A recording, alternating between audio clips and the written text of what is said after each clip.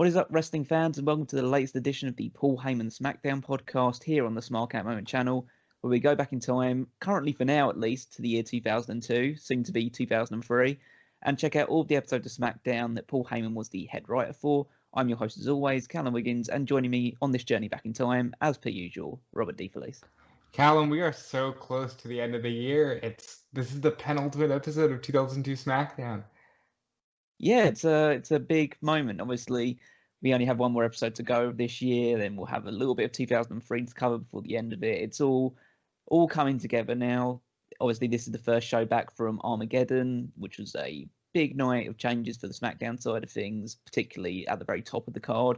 But we'll run down how all of that plays out in this edition. But of course, if you're listening to us on the YouTube stuff, watching us along, then do leave a comment below, drop a like on the video. If you're so inclined to use the applause function or become a member of the YouTube channel, then do feel free to do so. It's all greatly appreciated. If you're listening through the podcast feeds like iTunes or Stitcher or something like that, then drop a rating, leave a review, whatever that platform allows you to do before heading over to YouTube, so you can drop a comment and tell us how you're enjoying the series, how you enjoy this episode, how everything is going. How's your day? Tell us about that. Have you got any problems recently? Have you are you enjoying wrestling right now? Are you not enjoying wrestling right now? Just let us know anything and everything down there.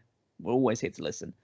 There's a playlist obviously on the YouTube channel where you can check out every single episode of the Paul Heyman SmackDown podcast from episode 1 or episode 0 technically all the way through to here episode 26. And there's a link in the description to this episode of SmackDown on the WWE Network. If you want to check that out before you listen to this, or you want to listen to this, then check out the episode, whichever way, whatever works for you. We're all supportive of that side of things. So let's talk a little bit about this episode. So episode 26. I've titled it an Olympic gold swerve, which doesn't really leave too much room for the imagination of what we're going to be talking about. But I think that encapsulates this episode quite well. Yeah. You know, this is a big one. This is the one where I think it's safe to say Paul Heyman is now just in a long-term relationship with the Undisputed Championship, and it's a beautiful thing. It's one of my favorite stories, especially having watched it back now. I can honestly say this is great. So before we dive into that, let's do our usual thing of checking out some of the news and events from this point in time in wrestling. The biggest story that was being reported in the Observer newsletter at this point in time was surrounding Goldberg and WWE's much more intense negotiations to try and bring him into the company. You might even say that they felt like their ratings were slipping, so they had to call in Goldberg. Yeah, so essentially the rumor that was going around at the time was that they were planning on bringing in Goldberg for a match with The Rock at WrestleMania. Now, obviously, as we know, thanks to the looking back retrospectively, Goldberg's first match in the company is with The Rock. Only it doesn't happen at WrestleMania; it happens at Backlash the following month. But at this point, they don't know where they stand with Austin. No, so that actually makes sense. Apparently there was a lot of talk backstage at this point in time that Austin was coming back, and they were bringing him back at the turn of the year, but they weren't entirely sure about what he was going to do at WrestleMania. They knew he was going to have a marquee match, they just didn't know who it would be against. Now, Sting doesn't say a lot about WWE, or he didn't before he went there. One thing was he didn't like the way The Rock spoke to Booker T, and the other thing was they were going to bring him in for some kind of confrontation with Steve Austin at WrestleMania. Now, he never says that he was going to fight Austin at WrestleMania 19, but he does say that they wanted the final shot of WrestleMania to be him staring down Steve Austin at one point. Yeah, so I guess this is the only real chance they could have done it, because it's only that or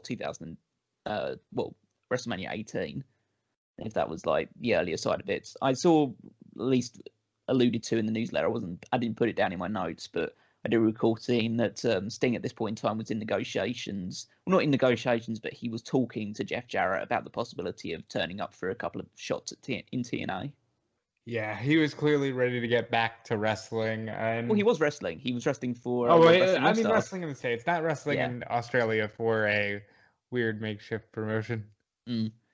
Other WWE news, or at least related to WWE, is Hulk Hogan's autobiography was released. We talked about that obviously earlier in an earlier episode, but it actually got onto shelves at this point in time, and it's what you'd expect. It's an entertaining, irreverent read and completely devoid of any wrestling history. It warrants saying that in an industry such as pro wrestling, there is a lot of hyperbole. However, if Hulk Hogan says something, I now firmly just go, that is a lie. Yeah, that's pretty much what the biography is. I mean, obviously, everything has the semblance of truth within it, but Hulk Hogan's retelling of a lot of facts is questionable, to say the least. I looked through the newsletter and I wanted to see if I could pick out a few interesting things, but legitimately, Meltzer goes a full, 3 or 4 pages just saying basically everything that Hogan says in that autobiography and telling us why that's bullshit. And it's just everything from the fact that he doesn't mention the fact that he was in any way influenced by superstar Billy Graham's look, which is like the most obvious thing in the world. Yeah, he is obviously not, I would say, a carbon copy of superstar Billy Graham, but come on, he looked exactly like superstar Billy Graham did, except the fact that he had a mustache and goatee, whereas Billy Graham just had mutton chops. Yeah, and he literally took the 24-inch Python's catchphrase from Billy Graham. Yeah. He also claimed that he was a shooter in Japan. Oh, okay. Where apparently it talks about the fact that his first match in Japan was a 20-minute time limit draw against Riki Choshu, and apparently they were expecting him to he was supposed to go a 20-minute time limit draw in Hogan's mind, and apparently they got concerned that Choshu was going to shoot on him, so he shot on Choshu and beat him in 2 minutes instead. Whereas Hulk Hogan's actual first match was against some sort of jobber that he beat in 2 minutes, not what would be a future superstar main eventer for New Japan Pro Wrestling. Now, even just recently, Pat Patterson passed away, and Hulk Hogan's like, I loved you from the days that I was watching you in the crowd. And I'm like, I don't buy that. I don't even buy that you were in the crowd watching Pat Patterson. I just think everything Hulk Hogan says is dripping with insincerity. And that's a terrible way to look at somebody, but it's true. No, one of the interesting things I read about it in the newsletter was apparently Hulk Hogan, before he got into wrestling, was working in a bank. And so just a guy looked like that was working in a bank, of course. One of the stories he says, I still don't know what is true, but one of his how I got into wrestling stories is I was working in a bank and somebody came up and I saw their check and I said, brother, I gotta do this. But this is also coming from the same guy who in this autobiography says he wanted to steal the thunder of the Ultimate Warrior at WrestleMania 6, and that's why he did what he did, where he presents him with the belt, which is not a true statement, which is just something they wanted him to do. And also, he says he had the idea on the morning of WrestleMania 9, oh, hey, let me just fuck Brett, and let's have Yoko beat him so I can beat Yoko and give it back to Yoko. None of this is true, and I refuse to believe anything Hulk Hogan says. Yeah, absolutely. So we won't delve too much deeper into it, but if you do want to get some sort of fictional entertainment from the world of a fictional world of wrestling that Hulk Hogan has created in his mind from this point in time, then I'm sure it's still available to pick up somewhere if you want to read it. Oh, well, hold on. This is my favorite Hulk Hogan lie of all time, where he says, I wanted to turn heel after WrestleMania 6 and call myself Triple H, Hollywood Hulk Hogan. It's like, okay, pal, sure. Well, yeah, again, it's not even a case of taking everything that Hogan says with a grain of salt. You kind of have to just pour out the whole shaker. Yeah. It's just a shame. Yeah. So, other WWE news. So, November 2002 was the worst month for WWE house show attendance since December of 1995. That's insane. That's just showing the downturn. Surprisingly enough, December of 1995 was the month after Diesel dropped the WWE Championship. Yep. So, what do you think about that? Those who say Diesel wasn't a draw, apparently neither was anybody. I'll say the months following that all got better past the point that Diesel was the WWE champion. But you would hope so, because if you look at the state of the company in 95, it wasn't good. And I'm surprised to see that a year that I hold in such high regard, 2002, is doing the worst business since 95, at least up to that point. Well, I will say at the very least, it's pretty much all downhill from here. So it's not like it gets markedly better in 2004 or 2005 or anything like that. Like, it's a very gradual decline which starts to plummet around about the mid 2010s. So It's such a weird shame that if you look at the history of wrestling, honestly, after 2001, for some people, wrestling is just dead. And like the trends show, even to this day, it's just sloping down and down and down. Other stuff, Jamal was suspended for getting into an altercation with police in early December. That sucks. But we know that he ends up coming back. Yeah. It's very like, I don't want to say it's like a Samoan trait because that sounds like I'm generalizing, but I always remember that story that people tell about when the, I think it was the Wild Samoans just locked themselves in a fast food restaurant and like just encouraged police to surround the building and stuff like that. That's amazing. They have stories that you'll never hear, and it's just amazing because these people are badasses enough that I believe that they would do this and stand their ground too. Other stuff, they had a reporter from the Atlanta Journal-Constitution spend a day with the SmackDown writing team to write an article, like basically a day in the life of WWE's production team. I don't know whether they do that nowadays.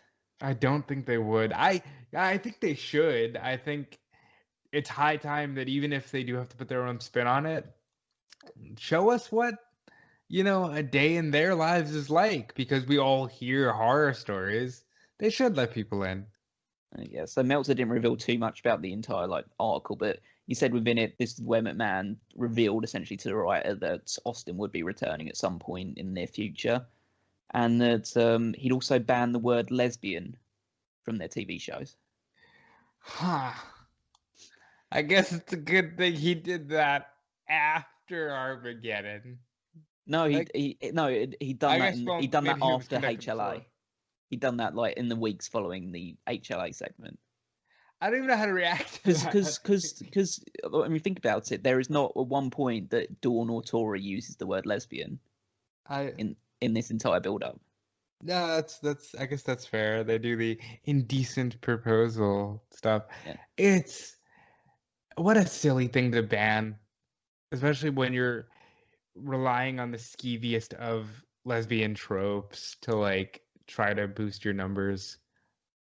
Yeah, and to be fair, it was apparently working because Kevin Dunn also predicted in the article that the Torrie and Dawn segment from last week's SmackDown would be the second highest rated segment on the show behind the main event, and that was the case.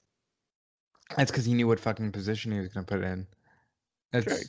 I mean, some of that stuff is able to be manipulated.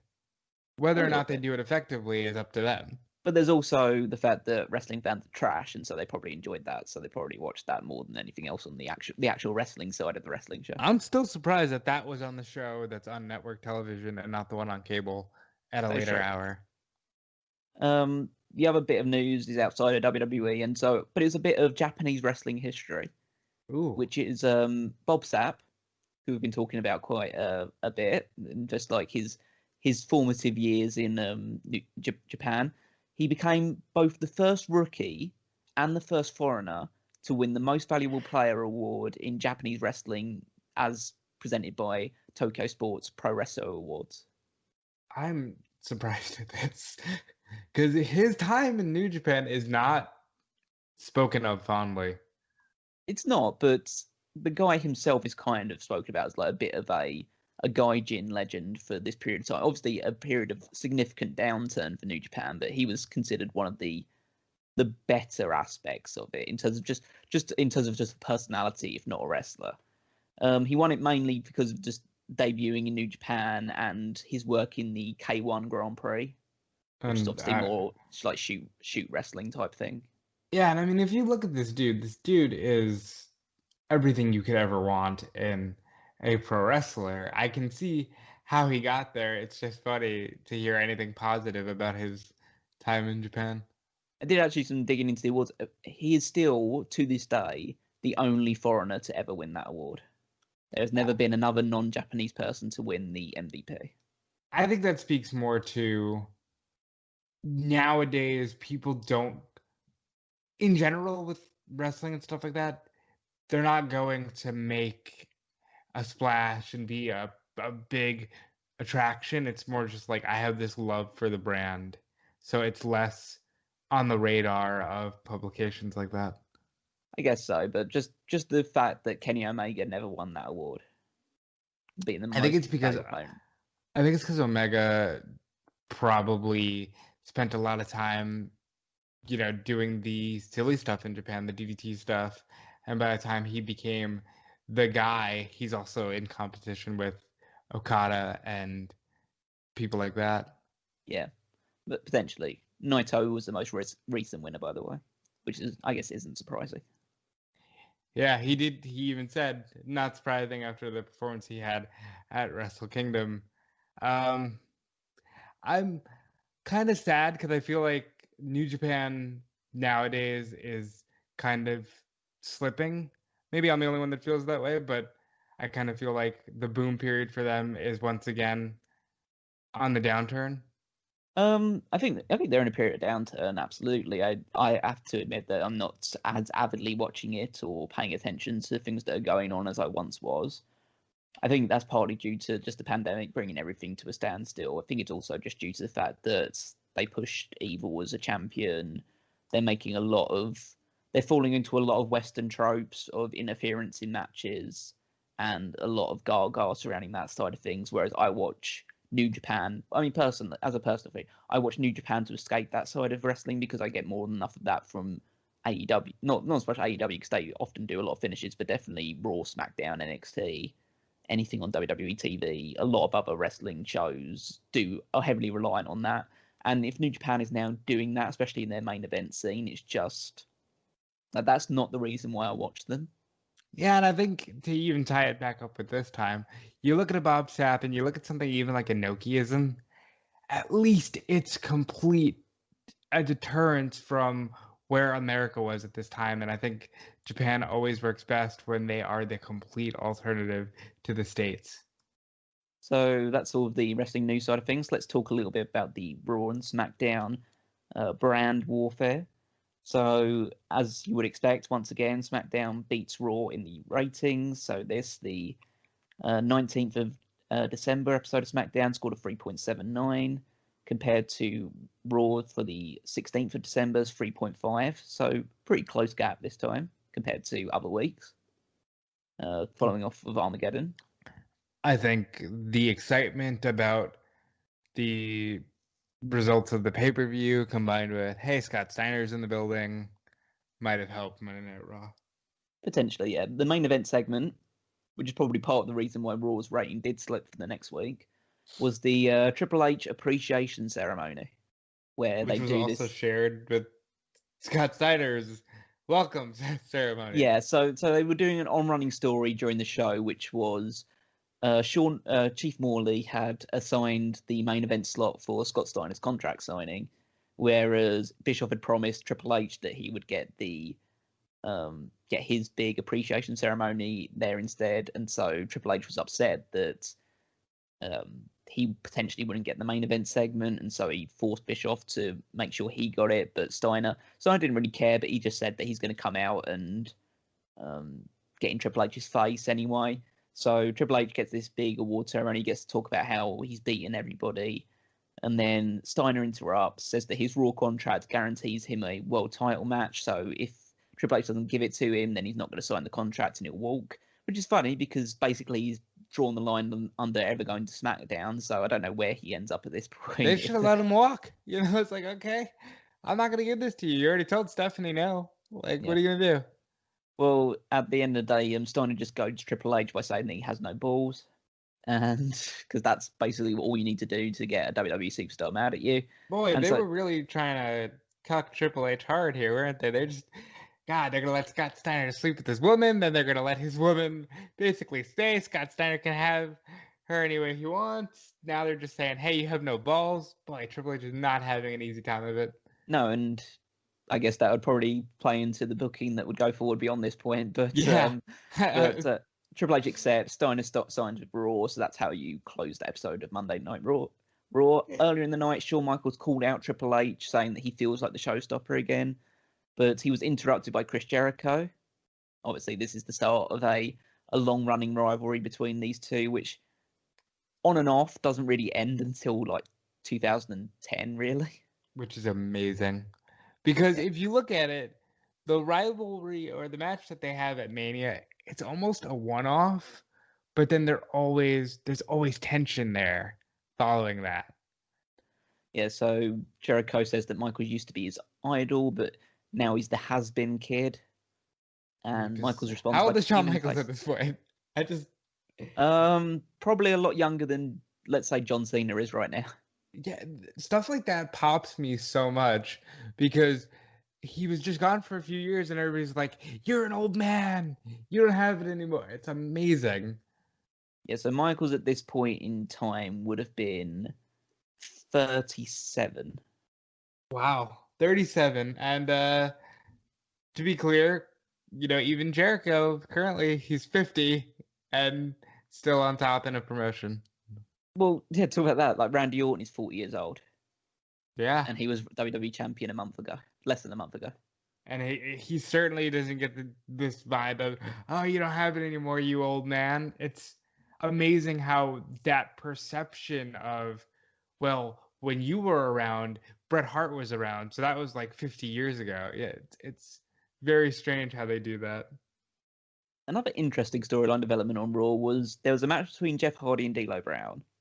We actually talked about that. That was the obviously when you go back if you want to listen to the Armageddon review that we did for our Patreon exclusive on the Darkcast thing.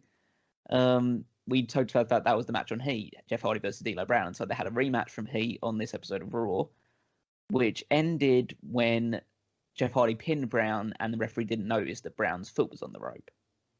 The interesting thing about that was that Brown later had a backstage argument with the referee and accused him of treating him unfairly because he was a black man. Yep. So this is leading towards the big... Oh, it wasn't so big at the time because eventually it didn't actually end up being D'Lo Brown's storyline. It turned out to be Rodney Mack and Jazz's and all this other stuff. And even Chris Nowinski. Yeah, exactly. But this is about Teddy Long coming in as a manager to essentially manage a lot of black wrestlers and go against the essentially people that felt like they were being held down by the white man. And I think they instituted with Rodney Mack the White Boy Challenge. Yep. And you know how that ends? They do that for quite a while. And you know who ends it? I assume Goldberg. Goldberg does. Yep. Yeah. Goldberg just runs right through him. So this storyline, because we obviously won't even go this deep into 2003, features one of my favorite builds that never gets paid off, which was simply, hey, Devon, why is a white man always telling you to get the tables? And they never flip the script and have Devon just tell Bubba to get the tables, so they do the 3D. I always felt like that was a weird, strongly built angle that just never paid off. Yeah, they should have ended that. I mean, you don't want to end it with, again, Bubba Ray and Devon Dudley splitting up after you've just put them back together in 2003. It should have ended with Bubba just... They should have had a match with those two towards the end of that storyline, and basically Bubba would just turn to look at Devon and he'd say to Devon, tell me to get the tables instead. And then they do that and then they hug it out and then it's all good between them. That'd have been a great way to end it. Good storyline concept, and Teddy Long's a great guy to do it, and so is D'Lo. And I think Rodney Mack had the storyline play it off better, could have been a major star off the back of it, but as we know, doesn't really go too much of anywhere. Good for Jazz though, but yes, it starts here, and I just wanted to put all that out there because I know we won't get a chance to cover it. So a few other random matches happened. So Storm and Regal defeated the Dudley Boys. Kane and Rob Van Dam defeated Batista and 3 Minute Warning in a 3-on-2 handicap match. Test and Trish Stratus defeated Steven Richards and Victoria in a mixed tag. Hold on, why isn't Stacy with Test here? She was with Test, but she was accompanying them both at ringside. Yeah, I feel like that's a hat on a hat. You could have put Stephanie. You could put Stacy in the tag match. Just have her. Well, they wanted Test to win. But she never has to get in the ring. That's true.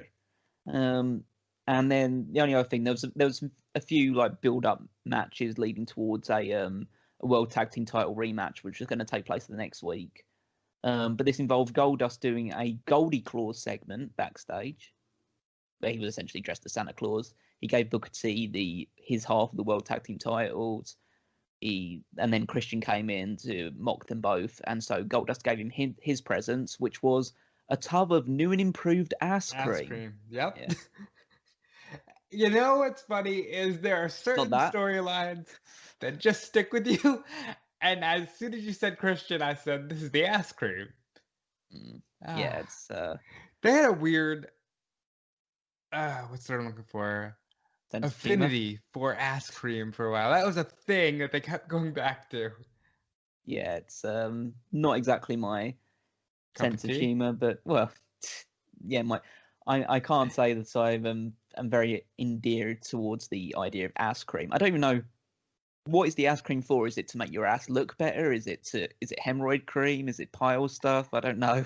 I've never thought of that deeply. I do wish somebody would explain it, because again, that is something they kept drawing back to. So who was walking around with ass cream that it became a thing? Yeah, and why would you call it ass cream as well? You'd call it something that would try to escape the fact that this is ass cream. Surely you'd probably call it like backside butter or something. I don't know. Yeah, just something that makes it clear that, hang on, what you've just purchased may or may not be ass cream. It's just it's just like they don't call, I don't know, they call like some sort of medication like gonorrhea be gone or something like that. They don't call it like gonorrhea as if like you put the word gone at the start of it. That would be cool. I will say, this is the beginning of a really bad 6 months for Christian. And he does not find himself until Judgment Day 2003. So, let's talk about this episode of SmackDown then. December 19th, 2002, from the St. Pete Times Forum in Tampa, Florida. Yeah, they're stomping grounds currently, St. Petersburg. Yeah, so there's a long opening video package emphasizing Kurt Angle defeating the Big Show at Armageddon, Brock Lesnar's involvement in all of this. Honestly, the video package goes about like 2.5, 3 minutes. It's ridiculous how long that one was. Hey, just in case you're not watching our pay-per-views, here's no incentive to do so. Yeah, absolutely. I mean, to be fair, they didn't show any footage of the actual match itself. They just showed all the build-up towards it and then showed images of the match. So you still haven't seen that match yet, if you haven't bought the pay-per-view. They also promised to air some of the controversial Dawn Marie and Torrie Wilson footage on SmackDown, as well as an interview with Torrie later on in the show. So decent hooks. These are really the best hooks SmackDown has right now. So what are you going to do? Kurt Angle comes up to a massive ovation as the new 3-time WWE champion. Remember when 3-time WWE champion actually meant something? Yeah, and to be clear, he's a 3-time WWE champion, and I feel like it's been forever since he's had his last reign. It's been a solid year. The belts have split since then. It feels like a whole different company. Did find it interesting that he did not bother to get the nameplate changed. No, that is interesting. I guess it's just maybe it was the holiday season. Maybe they just maybe they were just lazy with it. Yeah. Oh no, I just mean that like maybe the engravers just just inundated with other stuff at this point in time. Like everyone's busy over the holidays. Angle gloats about being champion again, but he admits that he didn't win his title on his own. He thanked Brock Lesnar for keeping his promise. Lesnar's music immediately plays. He comes out. Angle thanks him face to face, but he knows that Brock doesn't want to thank you. He wants the most anticipated match in WWE history. Those two fighting for the WWE Championship. Now, that's a lot of hyperbole at that point. I love these matches, but this is not the most anticipated match ever. Although, when we get there, it is a really good one. Absolutely. Angle says the match is Brock's anytime and any place he wants it, which is ideal for Brock because he says that he wants the match tonight. Angle says that sounds great, but it can't happen tonight because he's already signed to be in a match with Chris Benoit. But he promises that the match will take place next week instead. Brock is clearly frustrated about this, but he eventually shakes Angle's hand, accepts his challenge, and we seemingly have a WWE Championship match set for next week's SmackDown. Not for long. No. And then, you know how stupid that would have been as well? Because that match would have taken place on December 26th. Day after Christmas. Nobody would have been watching. Exactly. So, but you know what? I'll tell you the truth right now. It's something they would do today. Very well, yeah, they've got to try and do anything today, really. SmackDown's on Christmas Day this year, isn't it? Yep. Yeah, I'm sure that's going to get a lot of viewers. The lowest rated episode of SmackDown in Fox history. Calling it right now. During the break, Big Show tears up his locker room next to a terrified Paul Heyman. He demands to know why Brock is getting the first shot at Angle. He grabs Heyman by the face, tells him that he wants Angle, demands that he gets the first shot at Angle instead. Heyman says that he has a guaranteed way to make that happen. Heyman says that he's always got a contingency plan. He's got the greatest of them all here tonight.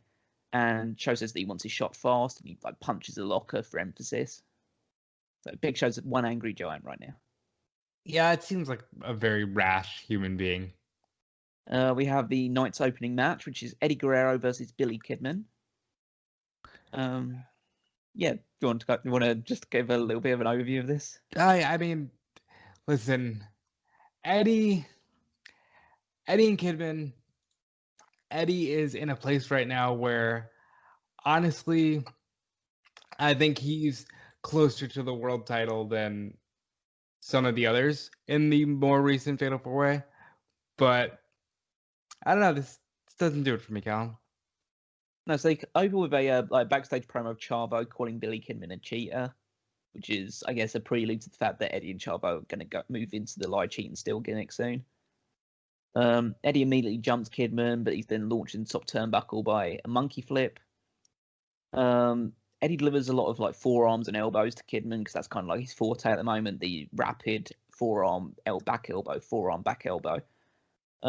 He then goes for a frog splash really early on, rolls through it. Kidman hits an enziguri.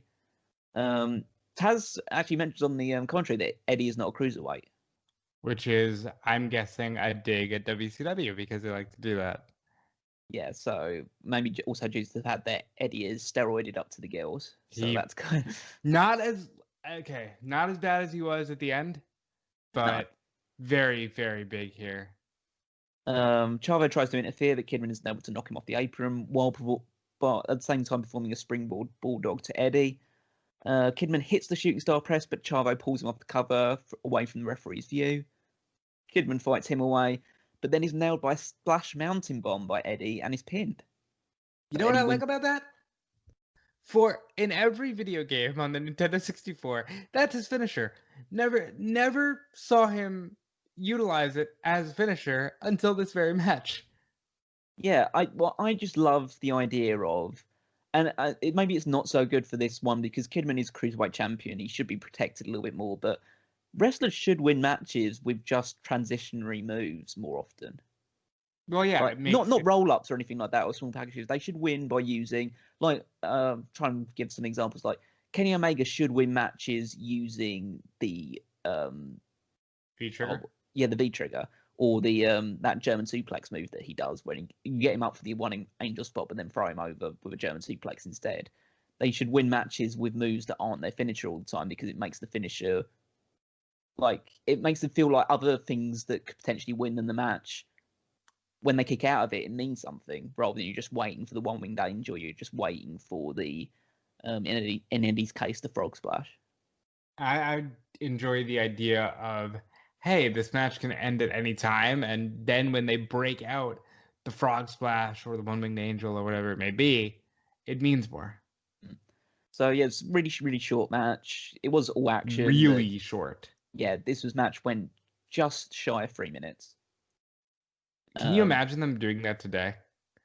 No, they've got 3 hours to fill most of the show. I can't. Chavo attacks Kidman briefly post-match until Eddie pulls him away, so they seem to be building towards another Chavo Guerrero shot for the Cruiserweight title. I think Chavo, great Cruiserweight champion. I wish while Eddie was alive, he would have been elevated higher. But it is what it is, you know? So Matt Hardy enters Stephanie McMahon's office. Stephanie asks what happened to Hardy's eye because he's sporting a shiner over his left eye. Matt says that it was due to a bunch of MFers swarming him in a hotel lobby.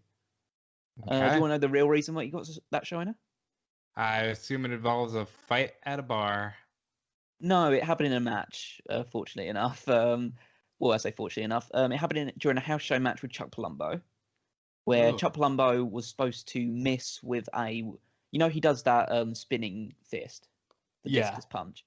So he was supposed to miss with it, and Hardy was supposed to duck it, but Hardy didn't move in time, and because it was supposed to miss, Palumbo put a lot of force. A lot of emphasis. Yeah, he put a lot of force into it. So yeah. So I don't know, like obviously whose fault it was in that night, but essentially it was just like a bit of bad circumstance. So that's what Matt Hardy gets his injured eye. Stephanie says that Matt has a match later tonight with Lesnar. Matt says that he still wants to compete despite the injury, reminding Steph of Brock's attack a few weeks ago. He then shares some mathematics about how he's greater than Brock, even with one eye. Okay. I have to say, Matt Hardy in this gimmick is becoming one of my favorite things to just go through every week on this podcast. And I like the fact that he's kind of bringing back the same douchebag mentality today. And having watched this stuff, it's so much more fun to see. Yeah, Matt Hardy version 1 is a terrific heel gimmick. It's one that doesn't get the praise that it so rightly deserves. And it's, again, just more reinforcement of the fact that I always hold that Matt Hardy was better than Jeff. I think he was. I think Jeff, unfortunately, had that an intangible thing that just makes certain wrestlers explode. But it's called drug addiction. Oh, Jesus. To be fair, Matt had that for a while as well, but it's I mean, but even that didn't work out for him, and at least Matt had the fundamentals down more than any other. Yeah, so we move on from that to John Cena versus Chuck Palumbo. Maybe John Cena gets a shiner in this match. So Palumbo is given the jobber entrance, so we know which way this is going straight away. John Cena wants you to know that lugs are the boots with attitude, according to his shirt at least. Yeah. So Cena raps his way to the ring, saying they're ninjas in thugonomics and how the Buccaneers are queers. He notes how everyone's sister calls him Leprechaun because they're after his Lucky Charms. Okay. John Cena, watching this early stuff where he's just calling people queers, and we won't see it, but at some point he just starts going, yeah, and by the way, Michael Cole is gay. We don't get that far in the character, but watching this older Cena is so much fun because he's such a symbol of purity now that watching this just feels like, oh, you were going through things, John. Yeah, and just I'm just slightly annoyed about the fact that he's clearly stealing Matt Caster's gimmick. Oh, yes. Yeah, it's just same rapping quality too. Yeah, Cena came back from the year 2020. He decided, that rap gimmick is the thing that get me over. I just like the idea of Cena being a washed-up wrestler in another alternate reality, and so then he sees what Max Caster is doing, manages to get a time machine, go back in time, and become the biggest star in wrestling history. Well, that's why he's the prototype. He's half man, half machine. He can do that sort of thing. Yeah. And then Max Caster, who is going to become the biggest thing in wrestling, just becomes a rip-off of John Cena in the process. I love that idea. I mean, we're going back in time. Why can't anyone else? Palumbo does a hip toss turn into, Cena was going to go for a hip toss, and Palumbo, he turns that into a side slam. He turned it into, he just fell. Yeah, no, just fell straight down. It wasn't exactly the clunkiest. Well, it was pretty clunky. Buchanan hits Palumbo at ringside with Cena distracting the referee. There's a big Boston sucks chant breaks out in Florida. Yeah, that's fair. Palumbo, well, you can talk. Palumbo hits a belly back suplex and a discus punch. So he does hit the discus punch. He's not been warded away from doing that yet, and Cena sells that pretty well. He does the classic Cena bump that I've recall whenever he's hit with like a punch or something like that, like he stalls for a second and then just crumples straight down. Yeah. He would keep doing that for I think his whole career. Yeah, old habits die hard. Palumbo hits a crossbody, but Cena awkwardly rolls through, grabs the tights, and pins him. I think the mistake here is that the man who is much bigger is going for a crossbody. Yeah. Well, I don't know where they really see Palumbo at the moment because he's a babyface, but he's bigger than most of the people on the roster, so he's doing like the babyface high flying stuff, even though he's significantly bigger than everyone else, pretty much. Yeah, which unfortunately for him, he never finds his place. But John Cena here moves as though he's never been in a ring. And when you look at this early Cena, I can't imagine that he was like the best prospect from OVW at a time. No, and it's all, well, yeah, you just look at him with this, where he's clearly not found himself yet, and he's clearly still developing in the ring and all this other stuff. And you kind of feel like, I mean, yeah, at another point in time, he would just be another Ted DiBiase Jr. Yeah. If anything, Ted DiBiase was more polished when he came up to the main roster than Cena was. I would actually agree with that. So Palumbo punches Cena post-match because he's a sore loser. And so B Squared dives in with a punch with the steel chain to knock Palumbo out. And to establish that he is the heel because he used a weapon. Yeah. Rikishi then appears and attacks both of them at ringside. He drags Cena into the ring for a brawl. He sets him up for the Banzai drop until B Squared drags Cena away to safety. I think he was supposed to set him up for the stink face, and Cena fell. Yeah, so he decides to go for that instead. But yeah, that's just building up for more matches between Cena and. Good for Rikishi though, quick on the draw, because I really do feel like that was a mistake on John's part. But it's funny to see John Cena in such a throwaway rivalry. You know, I never fully grasped that. So they show a clip of Dawn Marie and Wilson arguing over showing the footage at Armageddon. Cole then promotes how this footage was barred from appearing from SmackDown previously, but now they're going to air it here tonight. Just setting us up for disappointment. And it was barred from being aired on SmackDown. Like, is he trying to go into he's trying to basically, I think it's kind of like a bit of a reality subject because obviously they didn't want to air the footage on SmackDown previously, but they decided, okay, we'll take this small snippet from it where you don't actually get to see like any action whatsoever. Well, and to be fair, you don't get to see any action whatsoever. Period. No, but like, the very small fraction of action you do get to see at Armageddon, they can't even show on this one. So, like after the break, Torrie sits down for a satellite interview, supposedly from Boise. They then show the exact same video package from the feud they used at Armageddon and the SmackDown prior to that as well. And they played 15 seconds of footage from the hotel scene, which doesn't include any of them actually like making out or anything like that. Which is stupid because this footage, more than anything that has happened between these two women, makes Dawn look like a sexual predator. This specific clip that they isolated. So, what the fuck? Yeah. So Cole says that it must have been a difficult week for Torrie, but Torrie says that she doesn't feel humiliated, but she feels proud. And because she loves her father so much that she's willing to do anything to protect him. Why wasn't that your reaction last week when you fucking like attacked Dawn? Yeah, I guess it's like that's like an in the moment thing that she is worried about that, but then when it's actually happened, she had a chance to reflect on it and grow as a person in a week. I love that. Like the storyteller in you wants this to be logical. It's not. Listen, like WWE in the past, like however many years, it makes you try and make own stories in your head because you have to try and justify your reason for watching. Yeah, because that's their job.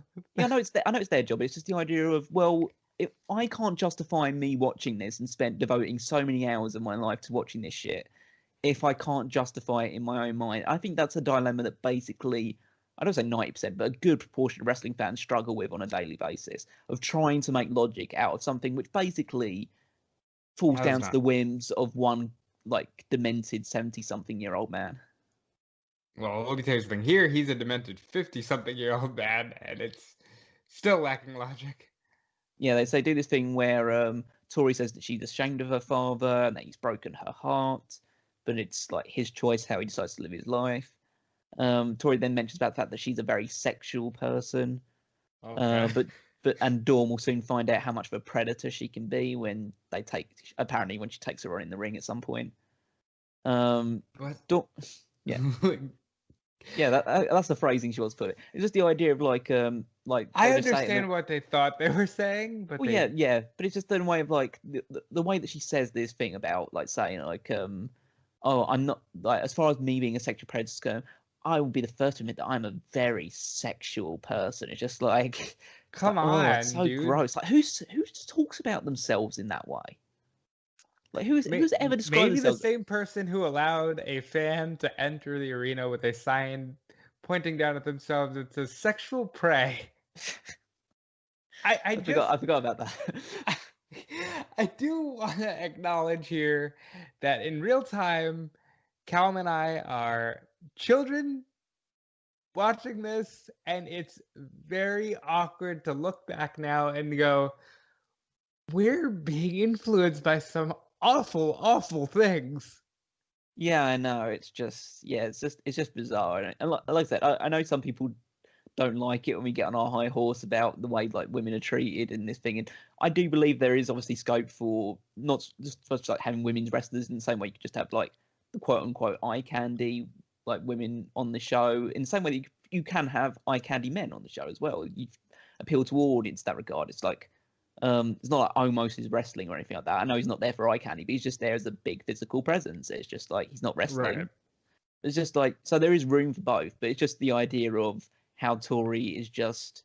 I mean, they are just being treated like sexual objects at this point. And I mean, to even have Tori say, "Oh, but I know I can be very sexual." It's like, but that's not what you're going for here. And then again, that sign in the crowd that just says sexual prey, like that's an awkward way to promote oneself and one's product. It's just Yeah, it's which strange. I mean, again, it's also the things that we talk about the polarity of the wrestling audience as well, because they cheer and get excited about women taking their clothes off and women acting sexual on screen, but then one of the biggest chants they will aim at a woman that's a heel is that she's a slut. It's like, But I like, think what do you want, people? and to be clear, that's not like specifically related to wrestling. That's because we were all taught like, hey, this thing is super hot, we should want it. But also it should be shamed. It's just very we all have a very warped relationship with that kind of thing, but not nearly as much as Vince McMahon. No, absolutely. Believes in the vagina. Re-listen to 2001 for the context. Yeah. 2001 Wrestling Odyssey, all the context is there. I believe that was the either February or March edition. That's Check February. that one out. So Dawn and Al Wilson come out. Dawn calls Tori both a sexual predator and a jealous nymphomaniac, saying that she's jealous because nobody loves her the way that Dawn and Al love each other. They say their relationship is sacred and they'll never lie to each other, and they talk all the time from their early morning breakfast chats to their late night sexual encounters. Just like, again, this fucking verbiage is like, who says late night sexual encounters? It's just like, I don't know. It does make me wonder if Vince McMahon at one point in his life actually spoke like this. yeah, maybe it's just the fact that he grew up in, like, again, that North Carolina or South Carolina suburb. And so he basically goes to every single effort to try and use verbiage which makes him sound intelligent and thought It could provoking, but be. it actually makes him sound like he's not human. Yeah. So Dawn says that she's always been confident that Al has never seen a more beautiful woman than her, and that she has never seen a more handsome, virile man than Al Wilson. Crowd chants "slut" towards Tori, not Tori, Dawn, and then Yeah. says that she'll get married on SmackDown in 2 weeks' time. So the first episode of 2003, we'll see the wedding segment. Tori says they deserve each other, takes the microphone off, and walks away. It's I'd say it's not nearly over, but the big thing is like is very close. So let's the at least big thing is over, and we're very close to it all being over. And I think the saddest thing to me is Tori comes off as just a confused person because her relationship with her dad. And after this, Dawn Marie is an afterthought. So it's like, did any of this need to happen? So they show clips of Lesnar and Hardy warming up for their match backstage. We have Brock Lesnar supposedly against Matt Hardy. So among Yeah. I don't usually bring up the ad reads, but among the ad reads that Colin has do alongside like the SmackDown Shut Your Mouth and all this other stuff is for the Metroid Prime sweepstakes, where if you win, then you can win a dinner with a WWE superstar in your hometown. Ooh. And I was thinking, maybe no, I don't. I was going to make a very tasteless joke, and I'm not going to do it. I will tell you off air, Rob. Fair enough. Fair So, enough. see, I caught myself there because I don't want Tony to be mad at me. So, but that's fine. So Matt comes out. He's joined by Shannon Moore, who's now back in his V1 attire. Yes, he's found an attitude again. It's like a true religion. You find it randomly. Yeah, so Shannon Moore, essentially, Matt Hardy's clutching his eye, and he's not clutching the eye that is injured. He's clutching his other eye during this. Also, want to bring up the fact that we're reliably informed that Matt has wrestled in 44 states. Oh, good. Can you What are think the of which six? state? You think he's caught the other six? Nowadays, I still wonder whether they've ever done Alaska. That's like the big one for me. I think eventually they do Hawaii because Hawaii's fun, but why would you ever want to go to Alaska to wrestle? You know, I know for a fact they have done Hawaii. I don't know if Matt was on the card, but I don't think they've done Alaska, and it's probably like something like Idaho or something. It's probably like a really rural Midwest state. So Matt talks about the fact that he got something on his eye on the way to the ring, so now his vision is highly impaired. But I love that. yeah, so basically both his eyes are injured now, so he can't wrestle Brock. But he says that he found Brock a replacement, which is Shannon Moore, much to Moore's surprise. And Well, Matt what just did he think he was coming out there for? well, he's just there to support Matt Hardy, but he decides to Matt just tosses Shannon Moore into the ring, and Brock just tosses him away, sends him into a corner. He talks trash towards Matt Hardy. That allows Moore to hit him with a drop kick and throw a few punches to Lesnar. And then Lesnar just belly to belly suplexes Moore over the top rope and to essentially the foot of the entrance ramp. Lesnar is amazing. I know a lot of that's on Shannon, but Lesnar is a freak of nature. I think he could toss somebody that far. And then they just do a bit more in the ring because I think Hardy just tosses Moore back into the ring. Brock gets him up on his shoulders and spins around at rapid pace. Like he does a full 360 degrees before throwing Moore into the air for like a super F5 essentially. That's pretty much like an F10. And Love then that. and then makes the pin. It was short but incredibly entertaining considering the fact there was only like 3 moves in the entire match. But I love that because Brock Lesnar should do a crazy powerful F5 to somebody the size of Shannon Moore. So when Brock leaves, Matt feels confident enough that he can get into the ring to berate Moore and tell him how he should have done better in that match. But Brock then charges the ring, hits Matt Hardy with an F5 of his own for good measure, and yeah, again, Brock's great. Matt Hardy's great. All this stuff is great. Yeah, Brock is really good here. Brock, it's crazy to think he's been back for 9 years and it hasn't touched one drop of this run, at least in my opinion. It's good for what it is, but this run is incredible. I still hold the 2014 run, like his first run with the WWE Championship since coming back. I think that's his best run with the company, in my opinion. But Probably the most complete run. Yeah, but this stuff is definitely great as well. It's definitely more of like him just being a WWE wrestler as opposed to Brock Lesnar. But yeah, this is all great. So backstage, Stephanie approaches Kurt Angle, who's been watching it on the monitor. Angle says that he can't wait to face Brock next week, but Stephanie tells him to cut the crap. He says that he needs to go to the ring and set the record straight, or she'll do it for him. He initially like plays dumb, saying he has no idea what she's talking about, but Stephanie then teases going to the ring, and Angle just relents and says, "Okay, I'll do it instead." So then we get the basically the big talking point from this night, which is Angle comes to the ring, says that he's guided by the 3 eyes, and that includes integrity, and that he can't like, so he has to come clean and be honest with everyone. Says that it isn't up to him to face, like, if you'd say that he would fight Brock and Benoit the same night, but he's now being led by representation. And Angle says that if anyone represents himself, has a fool for a client. So Angle is no fool. So he hired a management team a week before Armageddon to look out for his best interests and manage his contract negotiations. Son of a bitch. That dirty, rotten Paul Heyman is just making these deals a week before the one client faces the other. Hopefully after he got his ass kicked.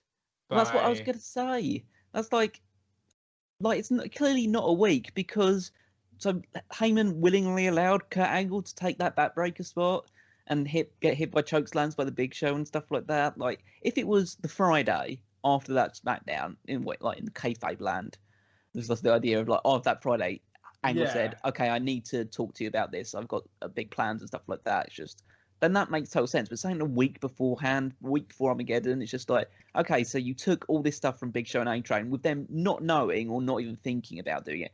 And then the idea of that at Armageddon itself, A-Train attacks Kurt Angle. Obviously, Heyman has that shocked look on his face, like he didn't expect that to happen. So maybe he didn't expect that to happen, but it's just Angle doesn't really seem to know what's going. Yeah, it just seems that the timeline's a little bit inaccurate for me. They should really just say Paul Heyman is following the belt. As soon as Kurt Angle won the match, Paul Heyman said, I have a deal for you. That would be a lot easier to explain than anything else. But then they confuse it even more, because Heyman comes out, he's got a massive smile on his face. Heyman basically says that he'll never allow Lesnar to get close to the WWE Championship ever again, and says that him and Angle have been in cahoots all along from the moment Angle asked Brock to be in his corner, which was 3 weeks ago. Yeah. So, and that makes absolutely no sense whatsoever. But like, hey ho, all that other stuff. But essentially, maybe the only way I guess I got to deal with, we were just talking about the Torrie thing and make our own logic. The only way I can see this working is the line of communication was opened after Kurt Angle asked Brock Lesnar to be in his corner, and then they solidified a deal after he won the title officially. Yeah, I guess that could be true. So Heyman congratulates Angle for playing Lesnar like a violin. In his first act as Angle's agent, Heyman says that Angle's match with Lesnar is postponed indefinitely. So because Angle wants to pursue any other challenger. So that's about it. Big Show's music hits, and I love the expression on Big Show's face for this. Say what you want about Knucklehead and the other stuff that Big Show's done in terms of like his movie and TV ability to act and stuff like that, but he comes out, and I am like, from the look of his eyes, I would be, if a guy his size came to me looking the way that he did, I would shit myself, literally and figuratively. It's like he looked wide-eyed. He looked absolutely intensely furious about what Heyman was doing, because essentially he's played the Big Show like a fool as well, because Big Show had no idea Angle was his agent. So essentially Angle, like, Heyman was representing both guys in the WWE Championship match at Armageddon, and so of course he feels betrayed. He corners Heyman. He talks about like the betrayal that's happened, but Heyman is so well. At one point, Angle teases that he's going to hit Show with the belt, but Heyman is such a weasel, such a conniving, evil son of a bitch, that he's able to manipulate the dumb giant again.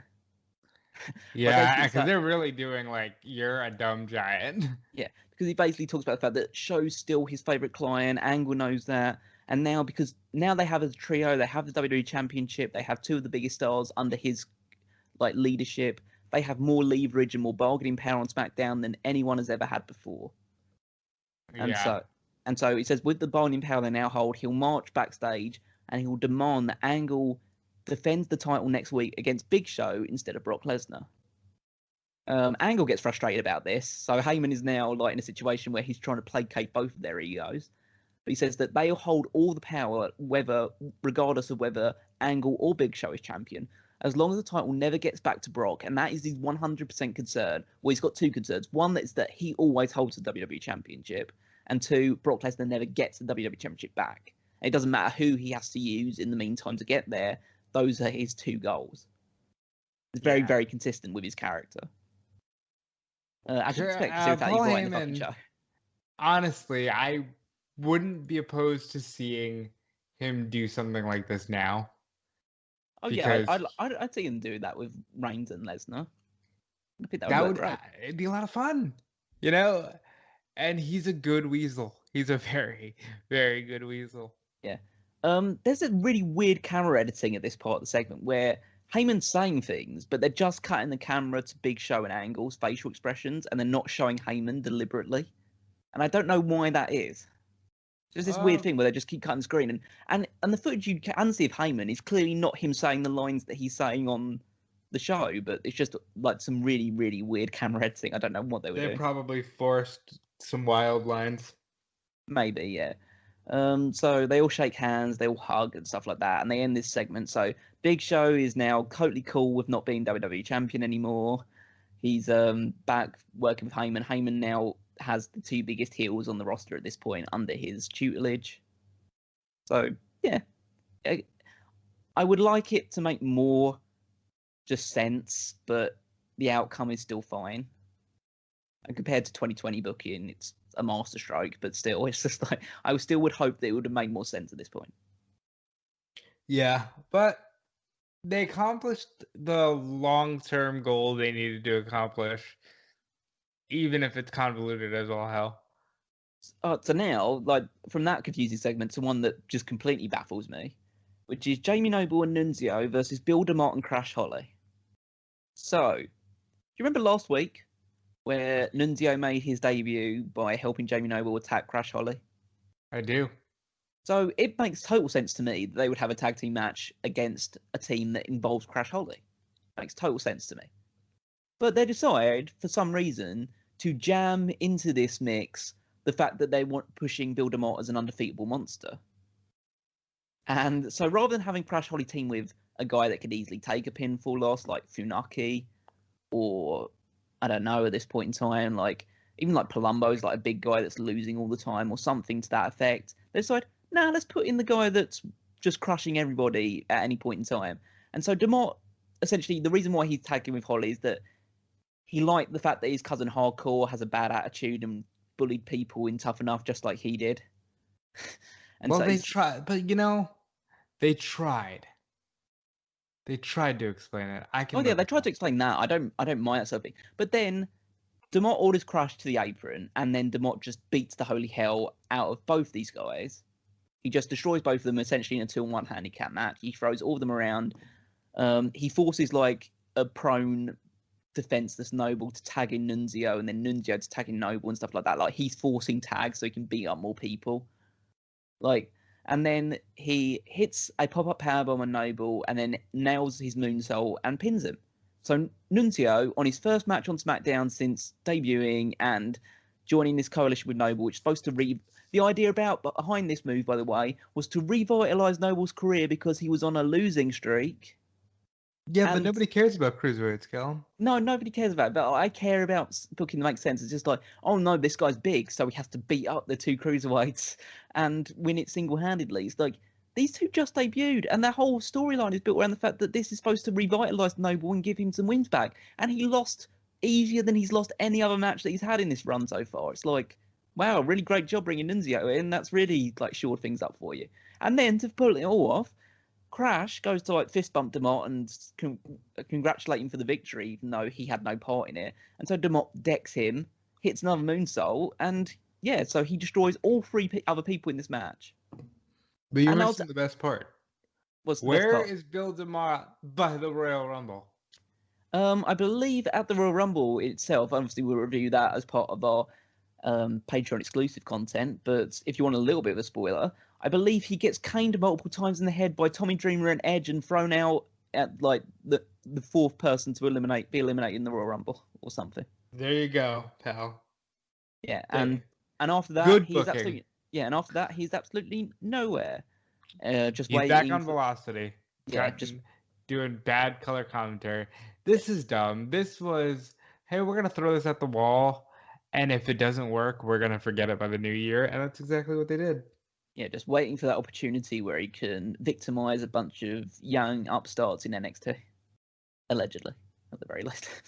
But throw that in there at the very least. That's fair. Oh, more terrible stuff. Ernest Miller's backstage as a backstage interview. Still better than Mark Lloyd. Yeah, that's true. Mark Lloyd is now nowhere to be seen. Oh yeah, he's back on the show. It's great. I do. Well, to be fair, Ernest Miller was better because the only thing that he said in this entire Edge interview segment was, "I'm here talking with Edge, and somebody better call my mama." And then he just stops talking and just holds the microphone up at Edge's face. So he doesn't even ask him a fucking question. He just says, "Somebody better call my mama," and Edge just goes with it. Well, did they call his mama or what? Edge said that he should call his mama because someone needs to tell her about the ass kicking he's going to give to the A Train tonight. Edge just does his party piece, which is essentially like explaining everything we see on TV every single week in a row. Like saying, "Oh, he attacked my buddy Rey Mysterio, and then he attacked me and cost me a shot at the WWE Championship, and blah blah blah blah." And then it's a better promo, but then he ends it by saying that A Train's about to find out tonight that Edge is the little train that could. Which to me is kind of up there with the Finn Balor is a cat style promo. Yeah. I mean, get out of my railway station, Albert, because I'm coming through with. You may be you may be the A Train, but on the little engine that could. I think I can. That's awful. Yeah, Cat just nods along, never asks a question, just there's Edge while he's doing it. Apparently at this point in time there was a new Velocity color commentary team of Josh Matthews and Ernest the Cat Miller. Yep, and it's much better than Mark Lloyd, at least for our shows. So then we have Edge versus the A Train. So after some early back and forth, Edge escapes the military press, but he lands on his hurt leg, and A Train follows up with a chop block. A Train works over the knee for a while. Edge fights back until he's hit with a sidewalk slam, and then he's locked in a half Boston Crab, and he's basically in that half Boston Crab for half the match. Because that's the way they work in this. Edge at one point shoves A Train off the top turnbuckle, connects with a missile drop kick. A Train kicks Edge to stop a spear attempt, then hits a bicycle kick for 2. Edge drop kicks his way out of the Baldo bomb. That was a nice spot because he gets him up for the Baldo bomb, and Edge just he does that Sami Zayn. Yeah, when you lift him up in the air for something and then you just hit the drop kick in midair, that's really good. He then ducks a clothesline, he hits a spear and wins. So now we're seeing at least the first sign in this run of the trope of let's do a disqualification at the pay-per-view and then give the actual finish away on TV. Yep. So again, nowadays it makes sense because no one's watching pay-per-views anyway and nobody has a WWE network. But they were probably already thinking that it's as bad as it's going to get back then. Yeah, potentially. It's an okay match, but it seems like an underwhelming way to draw the line under this feud. So, but that's what I'll say about it. A Train already just feels like another guy on the roster. Yeah, and same thing as Bill Demott, but with a little more success. Well, a little more longevity. I don't know if success is the right word, but definitely more longevity. He's in the streak. That's success. Yeah, okay. That's a successful loser. Josh Matthews is outside Lesnar's locker room. And in case you haven't been paying attention throughout the whole show, he just explains why Brock Lesnar might be angry about the whole Angle and Heyman alliance. It's like they're doing this thing now, just like guys are just recapping the entire show, essentially, even though we're supposedly supposed to be watching the entire show. Like, we don't need you to tell us everything that's happened because, spoiler alert, buddy, we've been watching it. That's a bad trope WWE has, where they're constantly... We say that they're not self-aware, but they are. Because they think at all times that nobody's watching their programming. They're not even watching it at the start. They're not even watching it at the start of the show. Like someone's tuned in at just before the main event, and he has to explain everything to them. You ever see that thing where 5 minutes left in the show, they're like, if you're just tuning in, if you're just tuning in, you missed out. Yeah, good job. You missed out on the whole show. And I actually mean good job with that thing. I mean that legitimately, really good. Why did you even bother tuning in at all? You've just given yourself 5 minutes of pain for no reason. Yep. After the break, Benoit's warming up backstage. Then they return outside Lesnar's locker room. Matthews does even more explanation about what we've seen, and then Brock steps out. Matthews asks him what his state of mind is. Brock intimidates Matthews and then says, "That's a good question," and walks away. Brock admitting that he's a bumbling buffoon. Also, again, it's not Mark Lloyd, but at least Mark Lloyd asks questions and sometimes got answers. Well, I think we're going in a different direction here, where they're more robotic. They more so just do what we tell them to do, and here, stand there and hold the microphone. So we have the main event, which is a match that, God, we haven't seen before. Kurt Angle versus Chris Benoit. I will never complain. It's hard not to complain, but it's just a case of I'm slightly worried that when we do review that match of Royal Rumble 2003, which is one of my favorite matches of all time, and it's a match that I always go back to, I'm just worried that it's going to lose a bit of impact for me because it feels like for the last 3 months, I've just been watching Kurt Angle versus Chris Benoit, and it's hard to complain about that, but at the end of the day, they do the same stuff pretty much all the time. Yeah, but my counterpoint to that would be it's good and it makes sense. They never do anything that doesn't make sense. That is true. At least you have that. So essentially, Angle walks out with Heyman. Commentary calls him a gutless liar now. So I guess that match between Benoit and Eddie at Armageddon wasn't actually a top contenders match after all, because it seemingly Benoit is nowhere in the title picture at this point. At the very least, we know he gets there by the time Royal Rumble comes around. But at this point, it's just who's going to get the next shot, Brock Lesnar or Big Show? And actually, it's neither of them. It's just Benoit. Yeah, Benoit was clearly a stopgap, and honestly, they used him 2 months in a row to just sort of further the feud between Brock and Kurt Angle. So Benoit takes the initiative over Angle early. They brought around ringside. Angle does an awesome snap belly to belly throw to Benoit to cut off his momentum. Then starts just beating the hell out of Benoit, throws him around ringside. Heyman hits him with the title belt at one point. Angle continues to beat down Benoit very physically, wraps him up in a choke. Benoit gets a few chops in, but then is tossed by a German suplex. The change of the hit momentum happens when Benoit reverses an Angle slam into an arm drag, and then they do the double clothesline spot in the center of the ring. I always like that spot. Yes. Benoit then goes for a triple German, but before he can land the third, Angle wraps his leg, applies the ankle lock, which is always like every single transition he does into an ankle lock is like just the best. And especially at this time, Kurt Angle, because of their fucking pettiness about the fact that he spent, unfortunately, the bulk of his career with TNA, really gets downplayed, but he is like Shawn Michaels level elite. Really good. I will stand by this. Like, to my knowledge, at least right now, he's the greatest technical wrestler of all time. And I think like there's a growing window of people that feel into that gap. But for me, it's like in terms of just pure in-ring quality. It's Angles, it's Michaels, it's Guerrero. It's like it all over Benoit. It's Mysterio at certain points and things like that. It's Okada. It's Omega. There are people that caliber that are just like head and shoulders above the rest. I put them over people like I wouldn't even put Edge into that category, even though he got a lot better. But they're just people that are just at a just elite level of in-ring ability.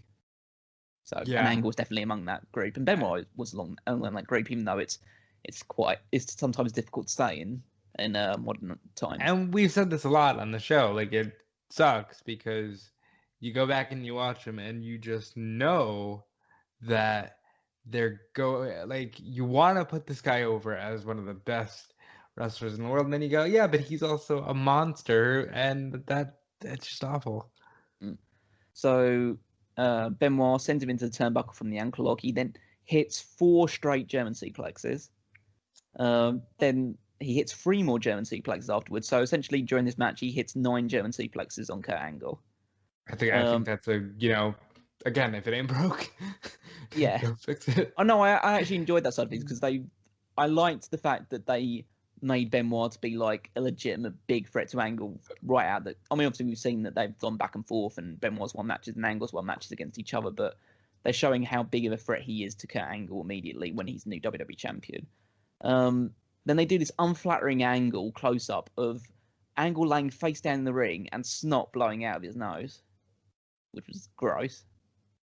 Yeah, it's quite the visual. Benoit then connects with the headbutt to the back of Angle's neck, and then he applies the crossface, but he breaks it when essentially his spider senses tingle, because there's no way he could tell that Big Show is getting into the ring, but he just senses that, okay, I should probably break the crossface now because I need to walk into a chokeslam. And but if somebody that masks the Big Show hits the ring, you just feel the you're gonna feel that vibrations. shit. Like you're gonna feel it. Yeah, so Big Show duly does get into the ring. He hits Benoit with a chokeslam for the DQ. Quick as a flash, Brock Lesnar's in there. He charges in. He throws Show an angle with belly to bellies. I marvel at how he hits belly to belly throws on the Big Show. Like, I marvel as much on the strength of Lesnar as I am of the Big Show for willing to take that bump.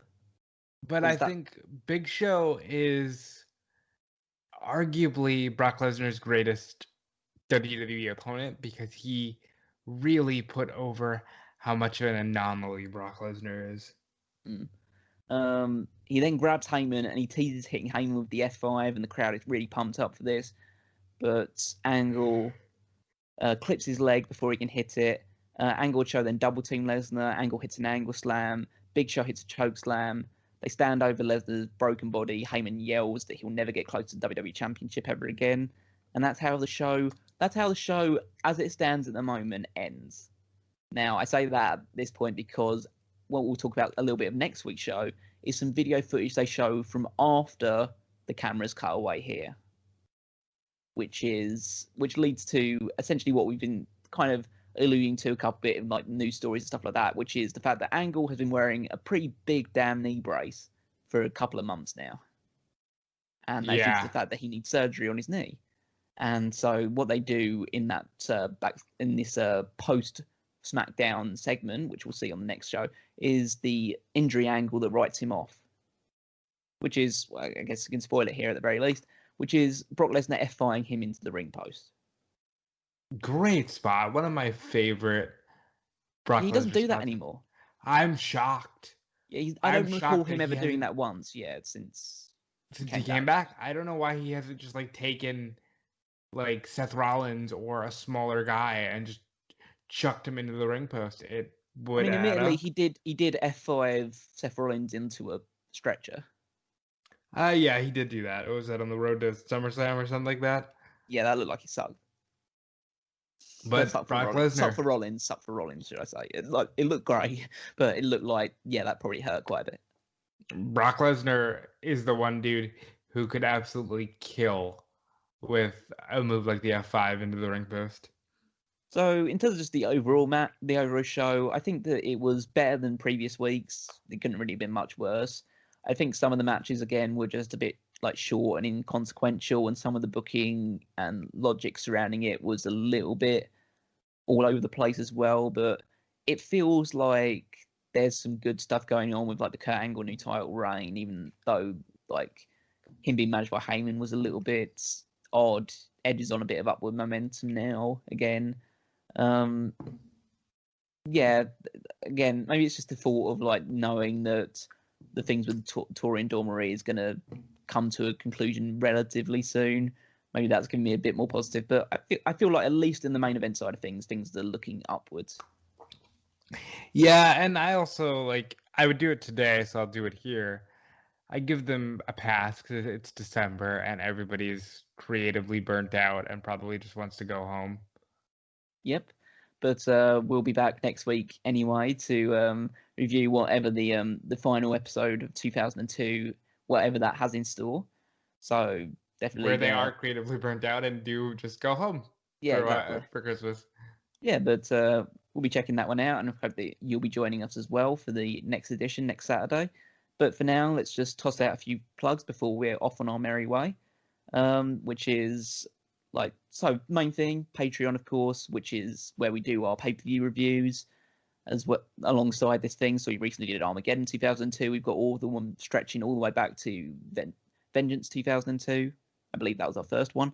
So just check out all the other ones in there. If you're at the $10 tier or above, you subscribe to the Darkcasts, you'll be able to listen to all of those. But any amount of money that you're able to give, whether it's $1, whether it's $5, whether it's $1 million, do all that. And if it's $1 million, then we thank you very much in advance. Of course. And remember, Tony always says $1 goes a long way. If everybody who subscribed this channel could just donate $1 to the Patreon, you'd have so much more content. We would be able to actually earn an income from Smark Out Moment, which would mean so much more for you guys. And also, Tony's got a wedding, so every little bit helps. Absolutely, but there's other monetary ways that you can support us as well. Obviously, there is the membership on the YouTube channel, but there's also the Redbubble and TeePublic shops where you can pick up some Smark Out Moment merchandise, so t-shirts, shower curtains, masks, anything to that effect, just anything that can be branded with the Smark Out Moment stuff on it, then check that stuff out. There is obviously check out the Smark Out Moment website with all the articles that are going up, or our weekly stuff, any other random pieces that are going up on there. That's where you can keep track of the Fantasy League and all this other great stuff that we're doing. Social media, check us out on Facebook, on Twitter, at Smark Out Moments. The Mega Maniacs as well is on Facebook. That's our Facebook group where basically a bunch of like-minded wrestling fans come together, shoot the shit about wrestling every now and again. We have little like chats that you can get involved with when we do pay-per-views, just little discussion forums as well and stuff like that. So check that out. On Tony's other side of things, on essentially the blue brand of the Tony Mango Empire, is Fanboys Anonymous, where he does all the geek culture stuff, movies, television, not radio, of course. That's way long ago. But, well, to be fair, we take care of the radio stuff with the podcast. It's basically just extended radio. Yeah, obviously video game stuff, all things like that, comic books, everything of that nature you'll find on Fanboys Anonymous.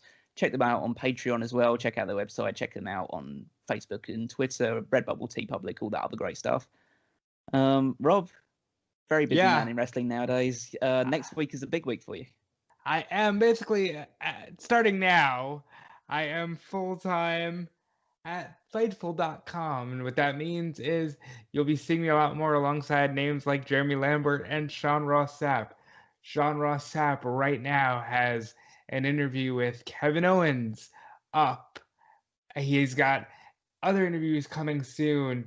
You'll be seeing coverage of Tables, Ladders, and Chairs. We'll have a review show of Tables, Ladders, and Chairs for you on the Smark Out Moment channel tomorrow night. So come back to hear me and Tony on that one. And just check out everything I'm doing over at DeFelice on Twitter. And I thank you so much for all of your support.